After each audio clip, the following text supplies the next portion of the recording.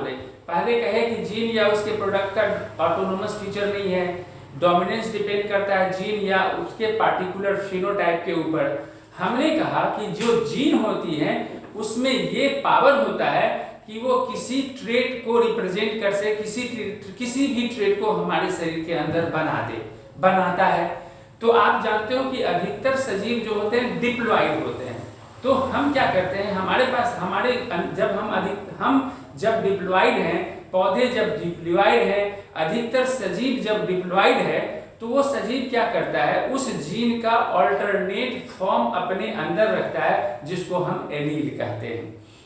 ठीक है। और आप जानते हो कि एलील जो है एक समान सिमिलर हो सकता है या डिसिमिलर होगा। जैसे आप हाइट ही बनाने वाला जीन का एलील देखोगे तो हाइट के बनाने वाला जीन का एलील दो टी लिख सकते हैं, या आप एक कैपिटल टी और एक स्मॉल टी लिख सकते हैं। देखिए ये सिमिलर है और ये डिसिमिलर है, ये सिमिलर है और ये डिसिमिलर है।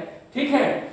तो हमने कहा किसी एलील जो है सिमिलर भी हो सकता है और एलील डिसिमिलर भी हो सकता है। तो डिसिमिलर यानी कि डिफरेंट के बारे में समझिए। जो डिफरेंट एलील, एक ही जीन के कोई एलील जो डिफरेंट होती है, वो डिफरेंट कैसे होती है, म्यूटेशन के चलते। म्यूटेशन किसको कहते हैं, सडन चेंज इन जीनोटाइप। हमारा जो जीनोटाइप है उसके अंदर अचानक परिवर्तन को हम म्यूटेशन कहते हैं। तो म्यूटेशन अगर होता है किसी एलील में, तो वो उस एलील का जो नॉर्मल फंक्शन था वो चेंज हो जाएगी, अल्टर हो जाएगी, बदल जाएगी। अब समझिए, जैसे आप मान लीजिए कि कोई नॉर्मल एलील है, वो क्या करता है, कुछ ऐसे पार्टिकुलर एंजाइम बनाते हैं जो किसी सबस्ट्रेट को ट्रांसफॉर्म करेगा, किसी सबस्ट्रेट को बदलेगा, ताकि हमारे शरीर के अंदर, पौधों के शरीर में कुछ इंपॉर्टेंट प्रोडक्ट बन सके। लेकिन जो मॉडिफाइड जीन है, जो म्यूटेंट जीन है, वो ऐसा काम तो नहीं करेगा। यानी मॉडिफाइड जीन क्या कर सकता है, मॉडिफाइड जीन 3 काम कर सकता है। मॉडिफाइड जीन 3 ही काम कर सकता है। पहला काम कि वो नॉर्मल या लेस एफिशिएंट एंजाइम बनाएगा, नॉर्मल या लेस एफिशिएंट एंजाइम बनाएगा। दूसरा नॉन फंक्शनल एंजाइम बनाएगा। तीसरा नो एंजाइम बनाएगा। अब मान लीजिए कि जो मॉडिफाइड जीन है, अगर नॉर्मल या लेस एफिशिएंट एंजाइम बना रहा है, तो वो इक्विवेलेंट हो जाता है नॉर्मल जीन का, यानी अनमॉडिफाइड जीन का या फंक्शनल जीन के इक्विवेलेंट हो जाते हैं, और ये भी वैसा ही फिनोटाइप देता है जैसा कि नॉर्मल एलील दे रहा है।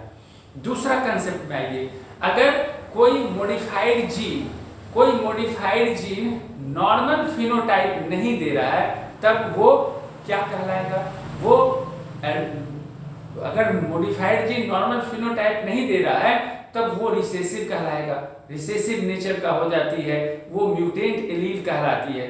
तो जो नॉर्मल फिनोटाइप, वह एलील जो नॉर्मल फिनोटाइप दे रहा है उसको वाइल्ड एलील कहेंगे या डोमिनेंट एलील कहेंगे।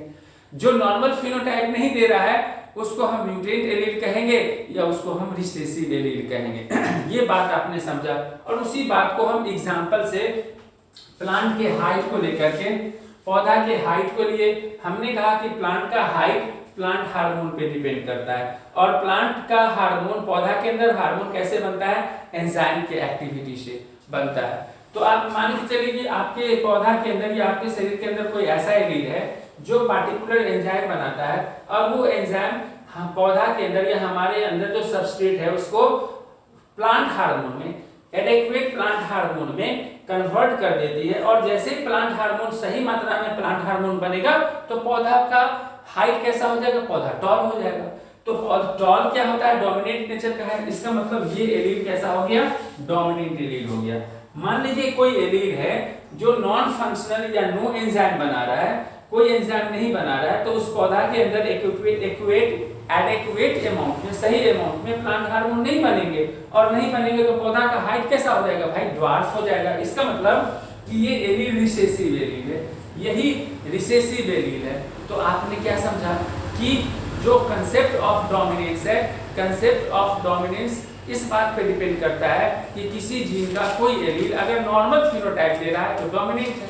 अब देखिए जीन इंटरेक्शन में जो हम कल आपकी बात की इनकम्प्लीट डोमिनेंस में, इनकम्प्लीट डोमिनेंस में क्या था, इनकम्प्लीट डोमिनेंस में हम लोगों ने क्या देखा था कि एक जीन के 2 एलील है, एक जीन के 2 एलील हैं, और वो दोनों एलील क्या करती है, डोमिनेंट या रिसेसिव नेचर को दिखा ही नहीं रहा।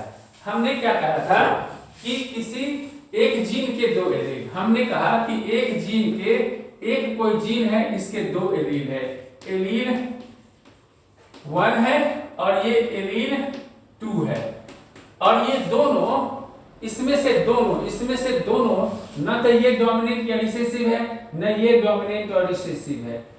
लेकिन अगर ये दोनों को एक साथ रखते हैं तो एक मिक्स कैरेक्टर दे रहा है, एक मिक्स कैरेक्टर दे रहा है, एक नया चीज आ गई, एक नया चीज आ गई, एक मिक्स कैरेक्टर दे रहा है। हमने ये भी कहा कि इस मिक्स कैरेक्टर को देख के आपको ये नहीं सोचना है कि ये ब्रेडिंग थ्योरी ऑफ इनहेरिटेंस का एग्जांपल है।